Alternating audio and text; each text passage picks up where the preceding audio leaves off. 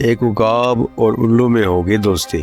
عقاب بولا، بھائی الو، اب تمہارے بچوں کو کبھی نہیں کھاؤں گا، مگر یہ تو بتاؤ ان کی پہچان کیا ہے، کہیں ایسا نہ ہو کہ کسی دوسرے پرندے کے بچوں کے دھوکے میں ہی کھا جاؤں۔ الو نے جواب دیا، بھلا یہ بھی کوئی مشکل بات ہے، میرے بچے سب پرندوں کے بچوں سے زیادہ خوبصورت ہیں، ان کے چمکیلے پر دیکھ کر تم سمجھ جاؤ گے اور پہچان جاؤ گے۔ اور عقاب نے الو کی بات کاٹ کر کہا، بس میں سمجھ گیا، اب میں کبھی دھوکہ نہیں کھا سکتا، مگر بھائی ہر بات پہلے ہی پوچھ لینا اچھا ہے، پھر چھپانے سے کچھ نہیں ہو سکتا۔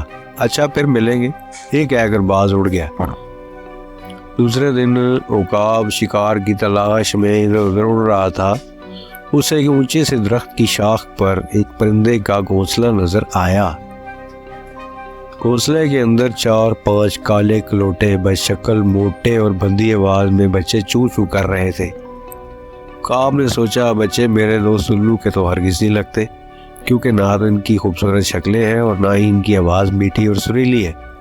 یہ سوچ کر عقاب نے ان بچوں کو کھانا شروع کر دیا اور سب بچوں کو ایک ایک کر کھا کر اڑنے لگا۔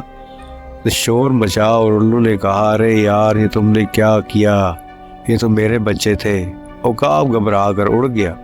پاس ہی درخت پر ایک چمگادڑ بیٹھی سارا دیکھ رہی تھی۔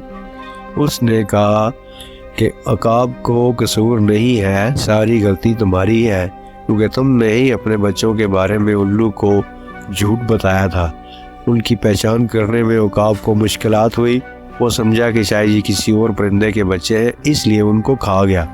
اب تم نے اپنی اصلیت چھپائی تو اس کی کوشش کی تو تمہاری اصلیت چھپانے کا انجام یہی ہونا تھا۔ وہ پیارے بچوں، یہ تھی آج کی چھوٹی سی پیاری سی ننھی سی کہانی۔ امید ہے آپ کو اچھی لگی ہوگی۔ ویڈیو کو لائک کریں، چینل کو کریں سبسکرائب۔ ملتے ہیں نیکسٹ ویڈیو میں۔ اللہ حافظ۔